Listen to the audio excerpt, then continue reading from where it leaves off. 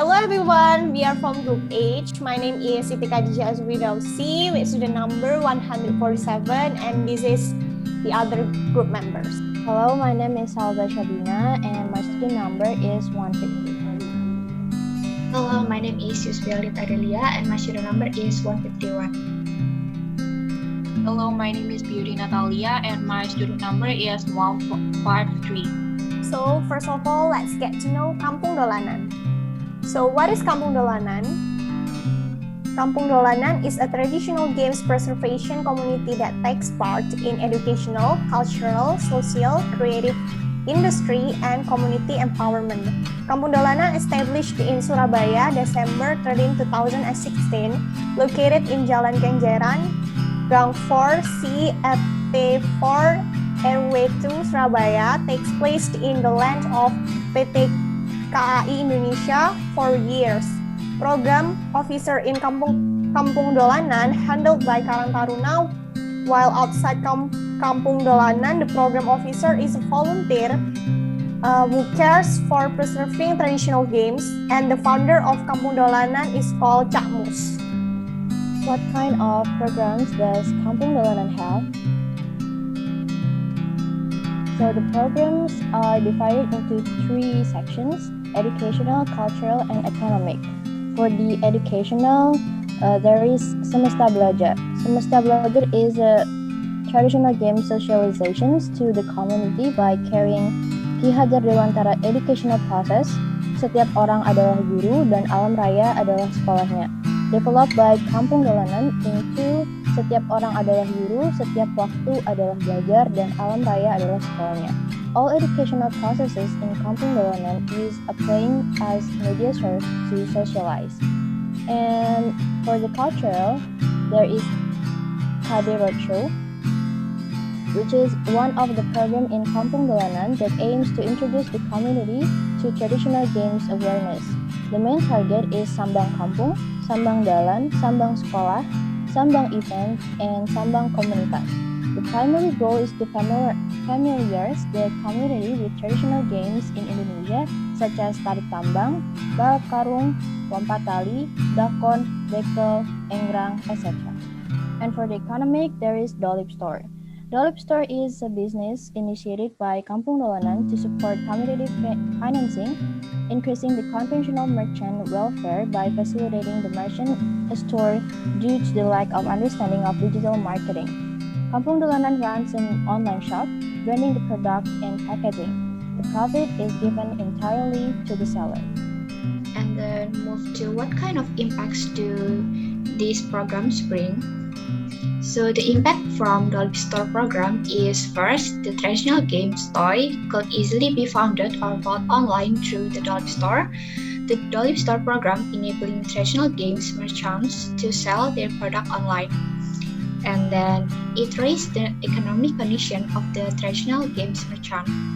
And for the impact of Roadshow program is first, Roadshow makes people interested in the traditional game while introducing the history and the value of the traditional games themselves. And then children become aware and care about the values and the history of traditional games. The third is it raised people interest to buy the traditional games toy, proved by reaching more than 100 sales of yo-yo in one roadshow. And then the last is make children be the player, make teens make a move introducing the traditional games, and make adults educate society.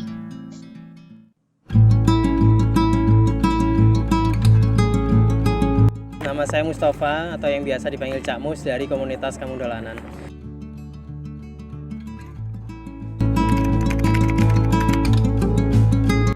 Jadi Kampung Dolanan itu sebuah komunitas pelestari permainan tradisional yang menyasar pada bidang pendidikan, kebudayaan, sosial, terus ada juga di bidang kreatif, ada juga di bidang industri, ada juga di bidang sosiopreneur, pemberdayaan masyarakat, dan sebagainya gitu. Jadi muaranya memang tetap di permainan tradisional, tapi kita kembangkan di banyak bidang.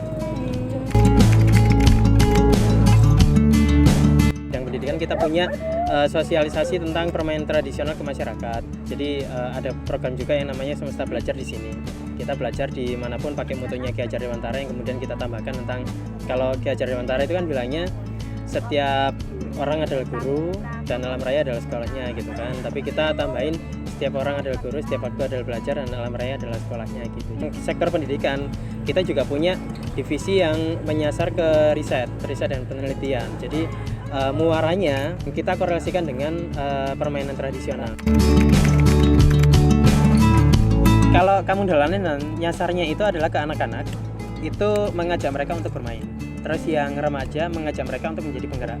Yang orang tua mengajak mereka untuk menjadi penggerak dan sekaligus mengayomi anak-anaknya gitu. Yang anak-anaknya mulai dari remaja sama ke anaknya gitu kan, yang kecil, masih kecil. Terus yang terakhir yang lansia itu mereka mengedukasi masyarakat. Jadi setiap usia, setiap lini itu punya sasarannya sendiri, punya nilainya sendiri, punya marketnya sendiri. Ini untuk apa, ini bagian apa, ini bagian apa gitu. Kalau orang lain, kalau yang kita sampaikan itu memang atau yang dipahami sama orang awam itu kita hanya menyasarnya pada anak-anak, padahal tidak. Yang bermain dengan kita pun bahkan ada yang usianya 70 tahun gitu, karena usia bermain itu nggak dibatas sama umur gitu. Bahkan di Al-Quran itu dunia ini hanya sekedar permainan gitu kan, sampai sedalam itu. Raden Arjeng Kartini pun menuliskan permainan juga banyak dalam suratnya. Kemarin ada paparan dari Zaini Alif, ketua atau tokoh permainan tradisional Indonesia, yang mengatakan seperti itu juga. Banyak sekali yang coba kita lakukan dalam konteks dunia ini hanya permainan. Jadi kita punya program yang namanya Dolip Store. Dolip Store itu salah satu lini bisnis yang kita bangun, yang tujuannya untuk finansial komunitasnya juga. Yang kedua itu untuk peningkatan kesejahteraan ekonomi para pedagang konvensional. Kita bikin Dolip Store, kita bikin online shopnya, kita bikin brandingnya sendiri, kita kemas, terus kemudian labanya kita kelola untuk kembali ke mereka sendiri. Saya mulai menjelaskan tentang permainan tradisional Nusantara gitu. Terus kemudian saya memberikan wawasan internasional. Permainan di sini dengan permainan di luar negeri seperti apa. Setelah itu selesai, saya memberikan sejarah tentang permainan tradisional yoyo, yang ternyata yoyo itu permainan tradisional tertua kedua di dunia. Terus kemudian saya menunjukkan beberapa freestyler yoyo kelas dunia. Nah itu yang saya sampaikan, saya tunjukkan saat workshop Hias Yoyo. Nilai-nilai dari nenek moyang tetap kita sampaikan. Harapannya apa ya, akhirnya mereka bisa peduli dengan permainan tradisional sendiri.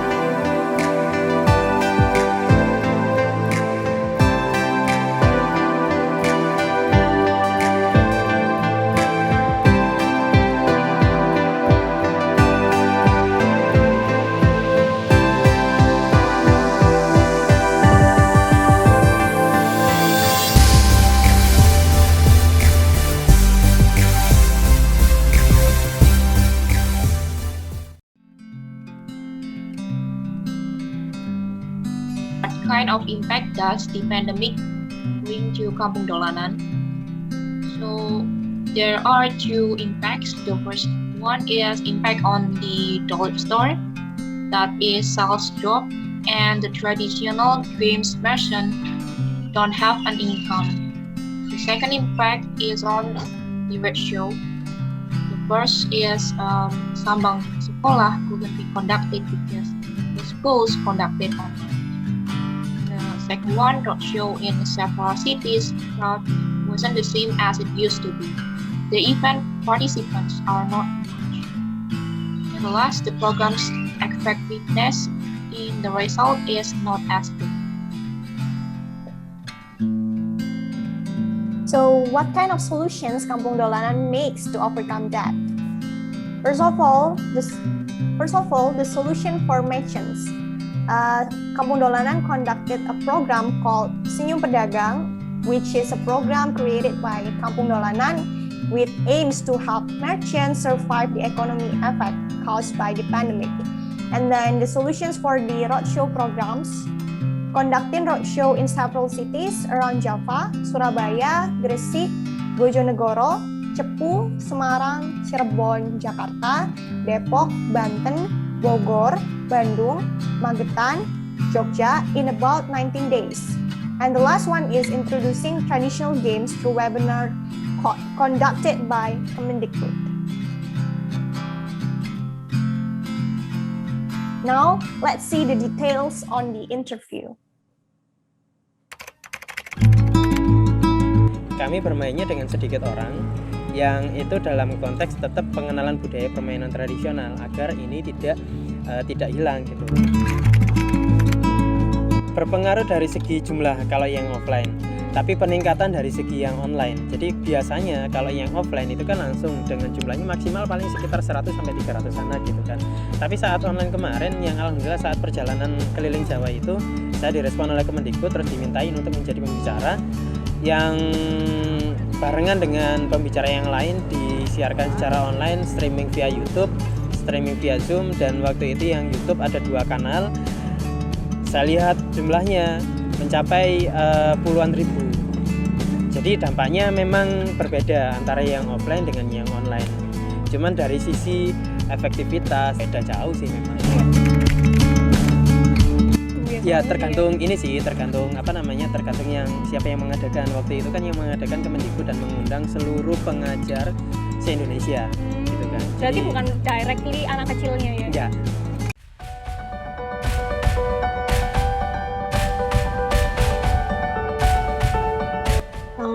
First of all, we want to introduce traditional games through social media, and then creating an Instagram account to inform people about the traditional games. And the third one is to create micro-blog content about traditional games. It will be posted on the Instagram account, and this content will explain the traditional games that will be introduced, the game's rules, and how to play the games. This is the Instagram account we have created to inform people about traditional games.